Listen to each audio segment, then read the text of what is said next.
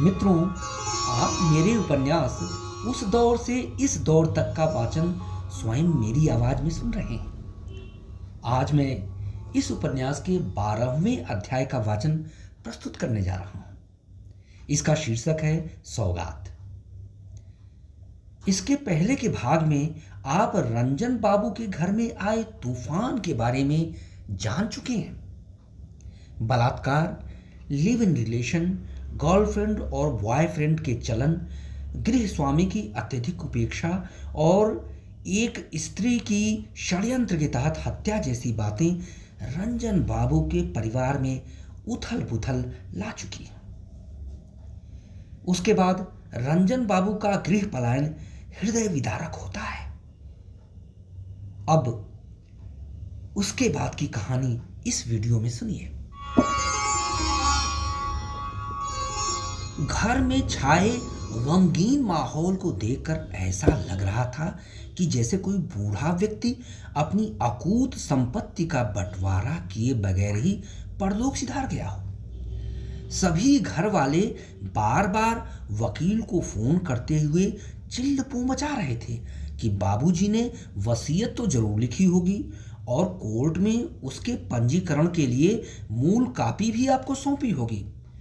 पर वकील तो ऊपर वाले की कसम खाते हुए इनकार करता जा रहा था कि बाबूजी ने कोई वसीयतनामा उनसे तैयार करवाया ही नहीं।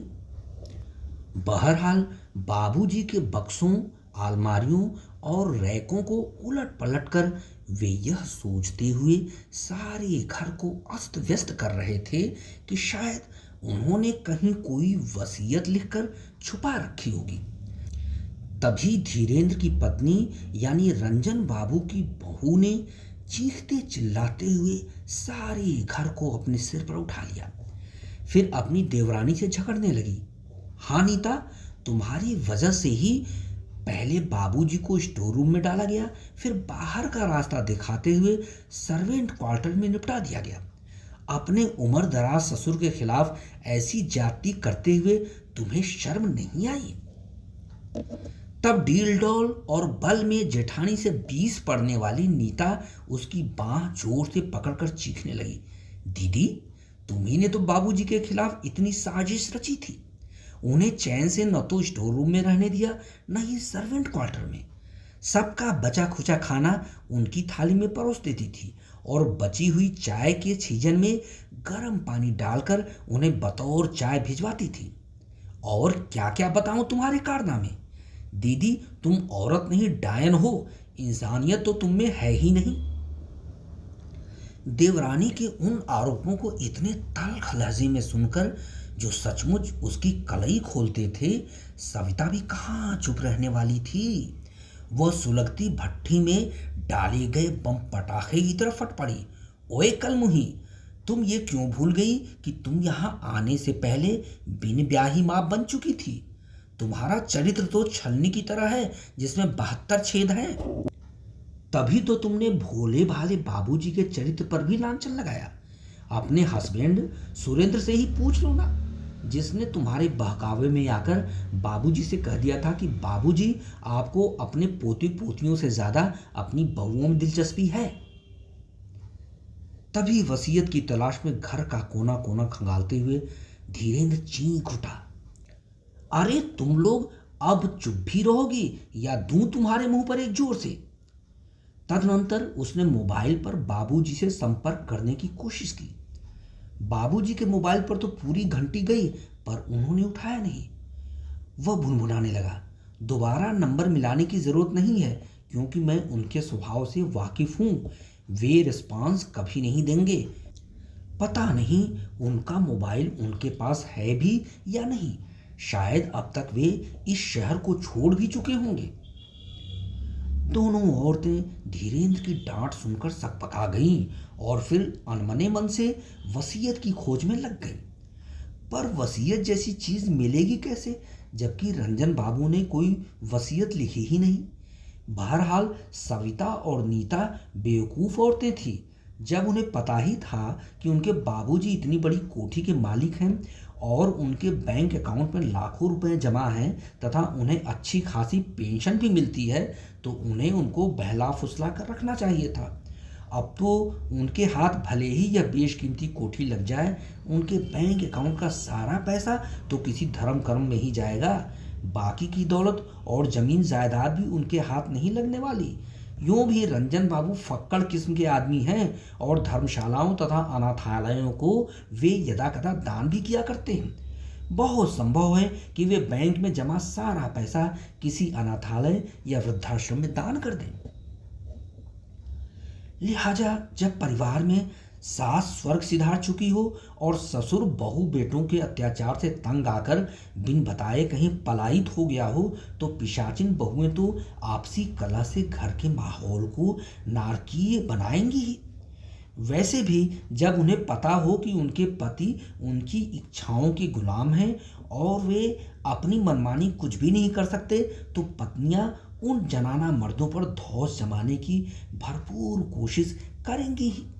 इसलिए जैसे ही उन्हें खबर मिली कि बाबूजी ने घर छोड़ दिया है, वे अपना अपना तिकड़म आजमाने लगे। दरअसल सुबह तक बाबूजी सर्वेंट क्वार्टर में ही थे। कोई 10 बजे के आसपास सविता ने उन्हें महरी मन्नी बाई के हाथों एक कप चाय भिजवाने के बाद अपने पति धीरेन्द्र और देवर सुरेंद्र के सामने उस इतवार के दिन बाहर मौज मस्ती करने का प्रस्ताव रखा था। फिर सभी की आम सहमत के आधार पर वे सबसे पहले एक टाकीज में गए कोई हॉरर फिल्म देखने। उसके बाद कोई 3 बजे टाकीज से निकलकर होटल में खाना खाकर वर्ल्ड ट्रेड फेयर में तशरीफ ले गए। शाम के कोई 8 बजे वे घर को रुखसत हुए तो रास्ते में बीकानेर रेस्तरां में डिनर करने के बाद लगभग 10 बजे गेट पर दस्तक दिया। दस्तक पर जब एक नौजवान ने गेट खोलकर उन्हें सलाम दागा तो धीरेन्द्र को छोड़ सभी को बहुत हैरानी हुई। इस बात से हैरानी हुई कि बाबूजी ने गेट क्यों नहीं खोला, या कहीं वे किसी पड़ोसी की कोठी के गेट पर तो दस्तक नहीं दे रहे हैं। लेकिन धीरेन्द्र तत्क्षण उसे पहचानते हुए सुरेंद्र से बोल उठा, भाई ये हमारा नया ड्राइवर तेजपाल है। मुझे तुम लोगों से बताना याद नहीं रहा कि मैंने ही इसे आज बुला रखा था। तब गेट के अंदर घुसते ही धीरेन्द्र ने ही सर्वेंट क्वार्टर के सामने खड़े होकर जोर से आवाज लगाई, बाबूजी। इस पर तेजपाल बोल उठा, अरे वो तो गया, क्या आप अपने सर्वेंट को बाबूजी पुकारते हो? वो तो किसी और कोठी में नौकरी करने चला गया। हाँ, मुझसे उसने यही कहा था कि मालिक ने यानी आपने आज से उसे नौकरी से जवाब दे दिया है। सुरेंद्र गुस्से में बेकाबू हो गया, अबे वो मेरा नौकर नहीं बाप था, क्या तूने उन्हें भगा दिया? बहरहाल ड्राइवर तेजपाल ने इस बारे में अपनी निर्दोषता जाहिर करते हुए माफी मांगी तो वे अंदर चले गए। अंदर जाते समय सविता ने नीता को आंख मारी और मुंह का अभिनय किया, चलो अच्छा हुआ उस खूंसट बुढ़े से पिंड तो छूटा। चुनांचे रंजन बाबू के घर छोड़कर जाने के बाद उनके द्वारा रिक्त छोड़े गए माहौल में जो अप्रत्याशित बदलाव आया, उसमें कोई भी तत्काल समायोजित नहीं हो पा रहा था। उन्हें लग रहा था कि बाबूजी ने उन सभी को कोई सबक सिखाने के लिए पलायन किया है। धीरेन्द्र तो सविता पर ही बरस पड़ा, यह सब तुम्हारी वजह से हुआ है। न तुम बाबूजी को अपने खुराफातों से उनके अपने ही घर से निकालकर बाहर सर्वेंट क्वार्टर में रहने को मजबूर करती, न वे हमें छोड़कर यहाँ से जाते। बाप रे, अब उनके बगैर तो हमारा कोई काम होने से रहा। घर के सभी लफड़ों से तो वे ही निपटते थे, आखिर हम काहिल जाएं तो कहाँ जाएं? पर सविता के जवाब देने से पहले सुरेंद्र टपक पड़ा, अच्छा ये बात है। दरअसल बाबूजी ने सोचा होगा कि सर्वेंट क्वार्टर में एक ड्राइवर के साथ वे कैसे रहे होंगे। हाँ, यही सोचकर वे चले गए होंगे। अब तक खामोश रही नीता की जबान भी चलने लगी, मगर हमें ड्राइवर को यह नहीं बताना चाहिए था कि बाबूजी हमारे बाप थे। अब उसकी नज़रों में हमारी इज्जत ही क्या रह गई? वह सोचेगा कि हम बाबूजी की कितनी उपेक्षा करते थे। बेशक ऐसे में उसे यह बताना चाहिए था कि बाबूजी हमारे नौकर थे, तभी तो उन्हें सर्वेंट क्वार्टर में रखा गया था। सविता बोलते बोलते संजीदा हो गई, लेकिन किसी ने उसकी बात पर गौर नहीं फरमाया। उधेड़ बुन में खोया हुआ धीरेन्द्र बड़बड़ाने लगा। मैं जानता हूं कि बाबूजी बहुत जिद्दी इंसान हैं। अब जब उन्होंने घर छोड़ ही दिया है तो वह यहां कदापि वापस नहीं आने वाले हैं। सुरेंद्र के दिमाग में कुछ और चल रहा था। वह सिर खुजलाकर और बाल नोचकर अपनी बेचैनी प्रदर्शित कर रहा था। वह बोला, चाहे जो भी हो जाए, हमें बाबूजी को ढूंढकर वापस घर लाना ही होगा, क्योंकि यह कोठी अभी भी उन्हीं के नाम है। मम्मी के बीमा के पैसे भी उनके ही बैंक के खाते में जमा है। बेशक ज्वालापुर वाले प्लाट की रजिस्ट्री के पेपर्स भी उन्होंने हमें नहीं सौंपे हैं, मालूम नहीं कहाँ छुपा रखा है। हाँ, मम्मी के जेवर तो उन्होंने भाभी के हवाले कर ही दिए थे। इस पर सविता तैश में आ गई। नहीं नहीं, मम्मी के जेवर मेरे पास कहाँ है, वो तो देवरानी के पास हैं, जिसे उन्होंने सिर पर चढ़ा रखा था। सफेद झूठ, सरासर बकवास है दीदी। कोई 3 साल पहले दिवाली के दिन बाबूजी ने ही तुम्हें सारे जेवर लक्ष्मी पूजन के समय सौंपे थे। अगले दिन उन्होंने तुम्हें बुलाकर कहा था, बड़ी बहू ये जेवर तुम ही रखो। हाँ, हिसाब से एक जायज हिस्सा नीता को भी दे देना। हम सब तो इसके गवाह हैं। हम लोग वहीं खड़े थे। फिर मैंने आपको वो गहने अपने कमरे में ले जाते हुए देखा था। अगर मैं झूठ बोलूं तो काली मैया मुझे मौत दे दे। नीता की प्रतिक्रिया पर किसी को कुछ भी बोलते नहीं बना। सविता ने झेंपते हुए और मुंह बिचकाते हुए अपराधिनी की भांति सिर झुका लिया। हाँ हाँ, अगली दिवाली पर मैं उसमें से कुछ गहने तुम्हारे हवाले कर दूंगी, पर इस समय यह सोचो कि बाबूजी की गैर हाजिरी में हमें क्या करना चाहिए। अगर बाबूजी को वापस नहीं लाया गया तो हम सभी का बड़ा नुकसान हो जाएगा। सुरेंद्र बोल पड़ा, कल सवेरे सवेरे हम उन्हें ढूंढने निकल जाएंगे। पर उन्हें तलाश कर तुम्हें क्या हासिल होगा? क्या उनसे मिलते ही कह दोगे कि आप कहीं जाने से पहले सारी संपत्ति जायदाद और रकम रुपए हम भाइयों के हवाले कर दीजिए? धीरेन्द्र ने संदेह की दृष्टि से छोटे भाई को देखा। भाई साहब, चिंता मत कीजिए, बाबूजी ने वसीयत लिख रखी है। मैंने उन्हें इस बारे में वकील से फोन पर बातें करते हुए सुना है। मैं तो यह जानने के लिए उनकी हमेशा जासूसी भी करता रहा हूं। सो हम कल ही वकील अंकल यानी सुदेश त्यागी से बात करेंगे। सुरेंद्र की बात सुनकर बड़े भाई के माथे पर आई चिंता की लकीरें हल्की पड़ने लगी, पर वह यकबयक हड़बड़ा उठा। ये काम कल पर क्यों टाले? इसे तो अभी करना होगा। भले ही रात के 11 बज रहे हैं, पर त्यागी अभी भी जाग रहा होगा। शराब की पैक तो वह 12 बजे के बाद ही लगाता है। ठहरो, मैं उसका नंबर मिलाकर इस बारे में पूछता हूँ। वकील द्वारा बाबूजी की वसीयत के बारे में कोई जानकारी न मिलने के कारण उनमें बेहद तू तू मैं और न जाने क्या क्या अनर्गल बातें होती रहीं, पर इससे उनका पेट कहाँ भरने वाला था। सो उन्होंने रात भर जागरण करते हुए सारी रात अपने अपने भविष्य की चिंताओं में काटी। ऐसे में नींद कहाँ आने वाली थी। सुरेंद्र और नीता अपने बेडरूम में लेटे लेटे घड़ी की सुइयों पर ही नजर टिकाए हुए थे, जबकि धीरेन्द्र सविता के साथ बेडरूम में न होकर बालकनी में टहलते हुए भोर होने की प्रतीक्षा कर रहा था। कोई 5 बजे उसने मुंह अंधेरे नीचे सीढ़ियां उतरकर सर्वेंट क्वार्टर का दरवाजा खटखटाया और ड्राइवर को जगाकर उससे कहा, तेजपाल, गाड़ी गैराज से निकालकर अभी पूछ पाछ लो। 6 बजते ही हम बाबूजी को ढूंढने निकल जाएंगे। फिर 6:30 बजे के आसपास वह और सुरेंद्र बाबूजी की तलाश में निकल पड़े। उस दिन रोहिणी कुटीर में चैन का पंछी पूरे दिन बेचैनी से फड़फड़ाता रहा। किसी को न तो खाना पीना भा रहा था, न पल भर को सुकून की सांस लेना। बस उनकी नजरें गेट के आगे होने वाली हर गतिविधि पर टिकी हुई थी कि धीरेन्द्र और सुरेंद्र बाबूजी को ढूंढकर लाते हैं या नहीं। शाम को कोई 7 बजे गेट पर गाड़ी का हॉर्न बजा तो सविता और नीता कूदती फांदती बालकनी में आ गई, पर धीरेन्द्र और सुरेंद्र के साथ बाबूजी को गाड़ी से न उतरते हुए देख उनके मुंह उतर गए। फिर कुछ देर बाद सभी ड्राइंग रूम में तशरीफ ले आए। माहौल कुछ ऐसा गमगीन था जैसे कि किसी व्यक्ति के दाह संस्कार से लौटने के बाद शाम को सभी परिवारजन एकत्रित हुए हों। धीरेन्द्र ने कहा, सवेरे से हमने कुछ भी नहीं खाया है, बस सारे दिन शहर का चप्पा चप्पा छानते रहे, लेकिन बाबूजी का कहीं नामो निशान नहीं मिला। कहीं ऐसा तो नहीं कि उन्होंने सुसाइड कर लिया हो। सुरेंद्र बोल पड़ा, भाई साहब, मुझे भी ऐसा ही लगता है। हर कदम पर अपशकुन हो रहा है। सुबह निकलते समय एक काली बिल्ली ने हमारा रास्ता काटा था, और जब हम पहले चौराहे पर मुड़ रहे थे तो एक काना बूढ़ा हमारी गाड़ी की चपेट में आ गया था। पर सविता लगातार मगजमारी कर रही थी।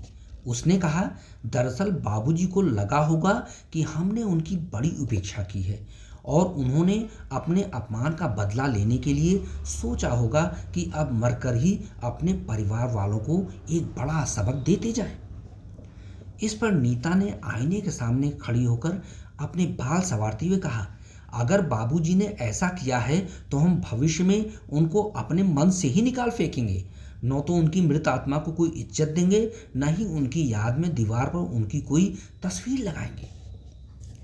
इसी दरमियान नीता लान में दीवार पर टंगी अपनी सास यानी बाबूजी की स्वर्गीय पत्नी रोहिणी देवी की तस्वीर बड़ी हिकारत से उतारकर रद्दी की टोकरी में झटपट रख आई और सविता की बात को रेखांकित करते हुए बोली, हाँ, बाबूजी आखिर इतनी ओछी हरकत कैसे कर गए? उन्होंने ऐसा करने का सोचा भी कैसे?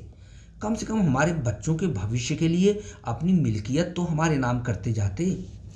तभी धीरेन्द्र अत्यंत बेचैन सा दिखा। उसने पीठ पर हाथ फेरते हुए कहा, बड़ी जोरों की भूख लगी हुई है। सुबह से पेट में अन्न का एक भी दाना न पड़ने के कारण अब गैस बनने लगी है। हाँ, इसी वजह से पेट में ऐंठन भी हो रही है। नीता ने बड़ी बेचारगी से उन्हें देखते हुए कहा, भाई साहब, ड्राइवर को भेजकर होटल से पैक्ड खाना मंगा लेते हैं। अब ऐसी हालत में हमारे लिए खाना बनाना तो संभव है नहीं। आज महरी भी नहीं आई है। रसोई में कल के ही जूठे बर्तन पड़े हुए हैं। हाँ, यही मुनासिब होगा। हमारे साथ साथ बच्चे भी भूख से बिलबिला रहे हैं। उनके लिए दो दो बार पिज्ज़ा, बर्गर और चिली पोटैटो मंगाया था, पर उससे उनका पेट कहाँ भरने वाला है। बेहतर होता कि छुट्टी मनाने के लिए उन्हें हॉस्टल से बुलाया ही नहीं गया होता, सविता ने कहा। कुछ देर बाद सभी खाना मंगाकर डाइनिंग टेबल पर जम गए। अभी तश्तरियों में खाना परोसा ही जा रहा था कि उम्र में सबसे छोटा अंकुर बैठे बैठे बोल उठा, पता नहीं दादाजी ने कल से कुछ खाया भी है या नहीं। नीता ने आंखें तरेरते हुए उसे देखा, जिससे वो पल भर को चुप रहा। फिर भुनभुनाने लगा, मम्मी, थोड़ा खाना बचा कर रखना, शायद दादाजी भूख लगने पर रात को आ ही जाए। नीता को बाबूजी के प्रति अंकुर की हमदर्दी हजम नहीं हुई। उसने झट उठकर उसके कानों में थे, तुझे खूंसट दादाजी की भूख की लगी हुई है। यहाँ हम तो चिंता के महासागर में डूब रहे हैं। मैंने जो प्लान बना रखा था, बुढ़ऊ ने उस पर पानी फेर दिया है। तभी मुंह से खाने का कौर हटाते हुए सविता संजीदा हो गई। अगर बाबूजी ने आत्महत्या कर ली है तो उनकी लाश तो कहीं न कहीं मिलनी ही चाहिए। उनकी अंत्येष्टि करके कम से कम अपने रिश्तेदारों को तो बता दें कि बाबूजी अब दुनिया में नहीं रहे। आखिर उन्हें अचानक बाबूजी की मौत की खबर देंगे तो कैसे देंगे? उसकी बात सुनकर सभी सोच में डूब गए। सभी को लगा कि सविता बड़ी बुद्धिमत्ता की बात कर रही है। तभी नीता ने कहा, आज के अखबार में किसी लावारिस लाश के मिलने की कोई खबर भी नहीं छपी हुई है। मैं तो सुबह से ही अखबारों के पन्ने इसी गरज से पलट रही हूं। बहरहाल कल के अखबारों की हर खबर को गौर से पढ़ना। मुझे तो लगता है कि उन्होंने रिवर ब्रिज से छलांग लगाकर अपना काम तमाम कर दिया है। सुरेंद्र ने किसी लाग लपेट के बिना अपनी प्रतिक्रिया दर्ज कराई।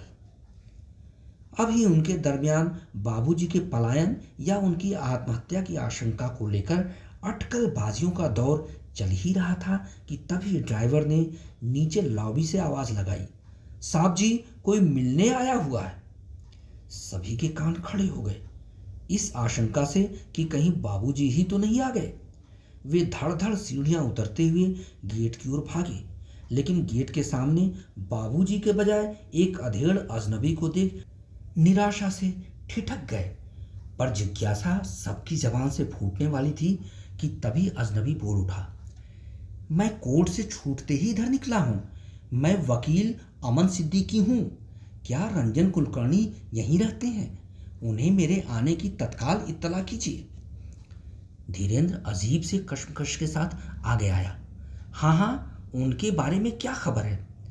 पल भर को वकील ने उसे ताज्जुब से देखा, फिर बोल पड़ा, मुझे उन्हें कुछ पेपर सुपुर्द करने हैं। धीरेन्द्र सकपका गया।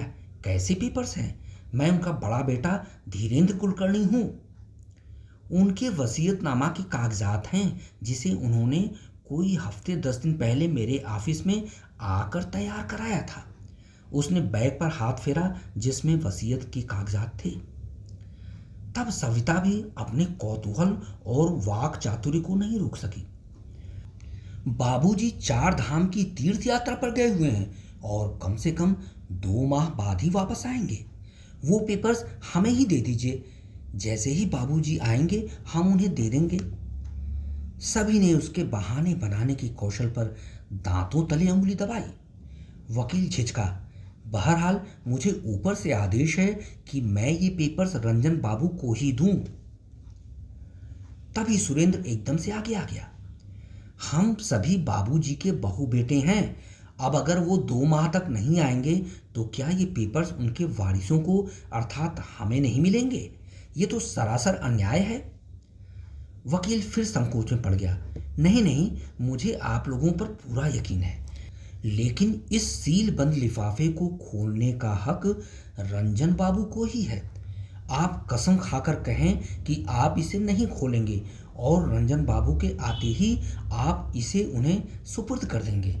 हाँ, इनके 4 धाम से वापस आने की सूचना मुझे भी मिलनी चाहिए ताकि उनसे इंक्वायरी करके मुझे सुकून मिल सके। उसके बाद सुरेंद्र ने तेजी से वकील के हाथ से वसीयतनामे वाला मोटा लिफाफा लपक लिया और धीरेन्द्र ने वकील के कागज पर दस्तखत कर दिए। पर धीरेन्द्र सोचता जा रहा था कि बाबूजी का वकील तो सुदेश त्यागी है, ये अमन सिद्दीकी कहाँ से टपक पड़ा? बाबूजी ने वकील क्यों बदला? बहरहाल ड्राइंग रूम में बैठते हुए सबके चेहरे खिले हुए थे। इसी बीच सविता झट साईं बाबा की तस्वीर के सामने खड़ी होकर दीपक जला आई और हाथ जोड़कर कुछ मंत्र बुदबुदाई, जबकि नीता रद्दी की टोकरी में से रोहिणी देवी की तस्वीर निकालकर दीवार पर टांगती आई। उस क्षण कोठी में खुशी की बयार फिर से बहने लगी थी।